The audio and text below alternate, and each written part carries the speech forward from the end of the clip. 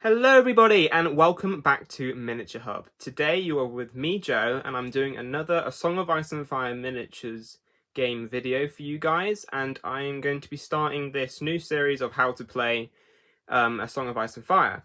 And I thought first video should probably be army construction, because it is probably the first thing you guys are going to want to do. So let's get right into it. There is a War Council app. Well, the app's called War Council.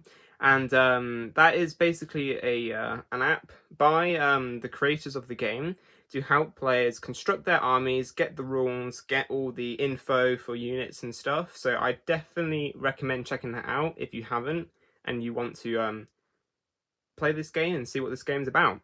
So first, for army construction, there are 3 different army sizes when playing this game. You've got the small, regular and large.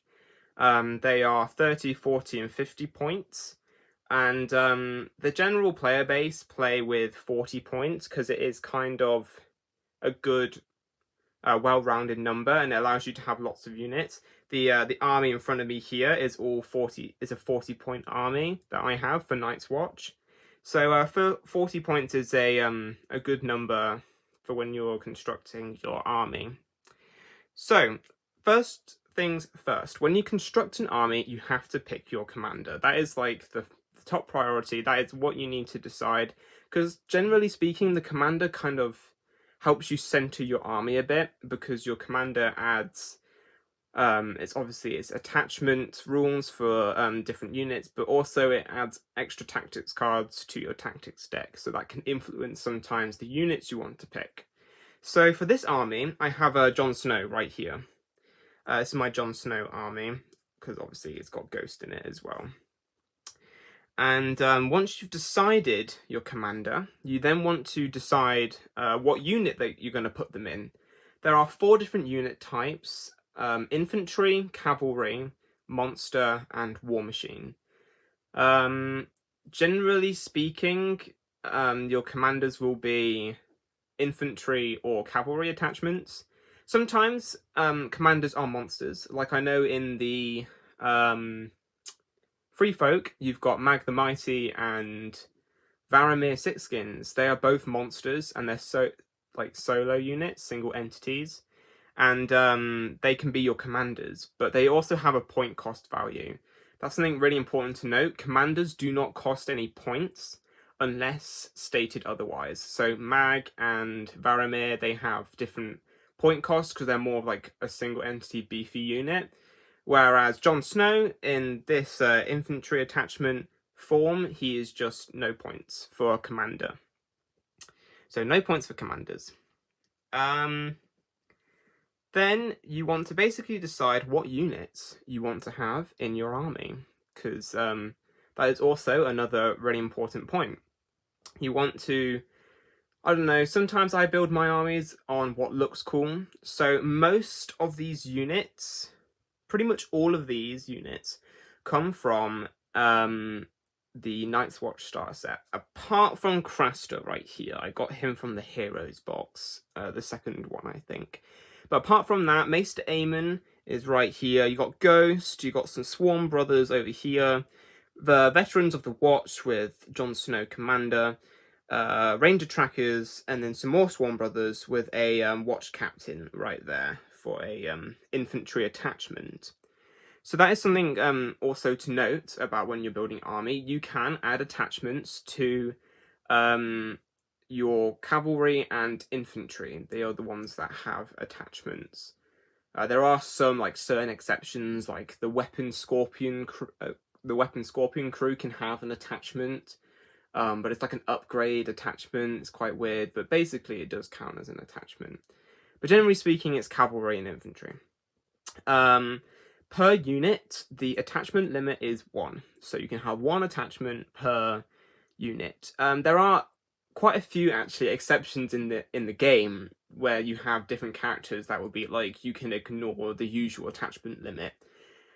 Which means you can put them in a unit that already has an attachment. But the general rule is 1 attachment per unit. So as you can see, in this unit I have Jon Snow. I wouldn't add an extra Watch Captain to that unit, for example. It wouldn't be allowed. Same with that unit right there.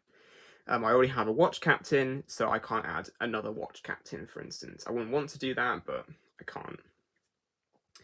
So, something really key to note is when you build armies on the War Council app, because you can do that on there, it actually does tell you if the army is not legitimate, like if it can't actually be played on legally, because it's got like certain rules that are broken for army construction, which is really handy, and it will tell you that.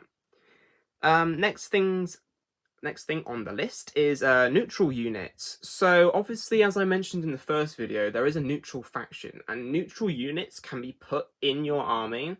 But the new rules state that they can no longer exceed 30% of your points. So to put that into translation, a 40-point army cannot include more than 12 points worth of neutral units. Because it basically it stops you from like having a neutral heavy faction, neutral heavy army with just a couple of Night's Watch, for example. You can play the neutral faction as a standalone faction, so don't be afraid of that. Don't be thinking you can't, you know, have all Golden Company, which you can do. You can do that because you can play the neutral faction by itself. But that doesn't mean you can have all neutral units and then just put a dragon in from the Targaryens. You can't just do that. So 12 points in a 40-point army is the limit. So 30%. Obviously that's different for 30 and 50-point armies, but you can figure those out by yourselves. I'm not going to do the maths right here because I'm not that good at maths. So next things up is the tactics deck. Another really important point about the game is the tactics deck. Per faction, you have 7 cards that are duplicated. So you have 2 versions of 7 cards. That is your faction deck. That is 14 cards in total. Your commander then adds another 6 cards, but it's 3 cards that are duplicated. So it's 2 lots of 3.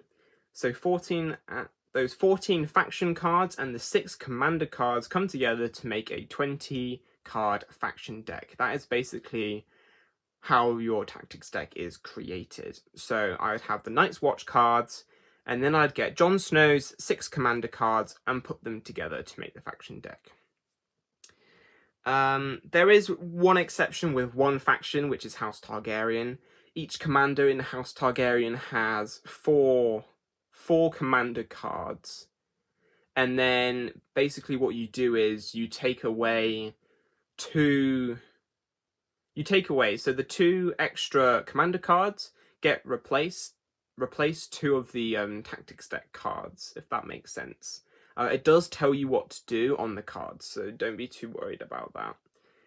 And then I think that's it. I just wanted to mention I also have my NCUs here, Craster and Aemon. NCUs are also part of your army construction.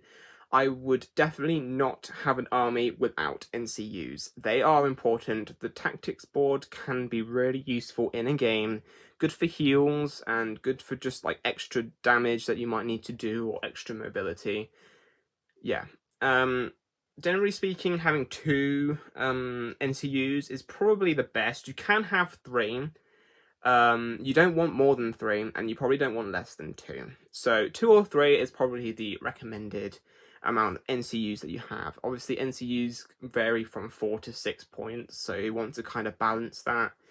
You don't want to go too excessive on NCUs because obviously they can't fight, and if all your combat units get wiped out, then that's just kind of, you know, game over, isn't it? So you want to be careful with that. Thank you for coming and watching this video on army construction. I will be doing a bunch more videos on how to play, but I thought army construction is pretty vital.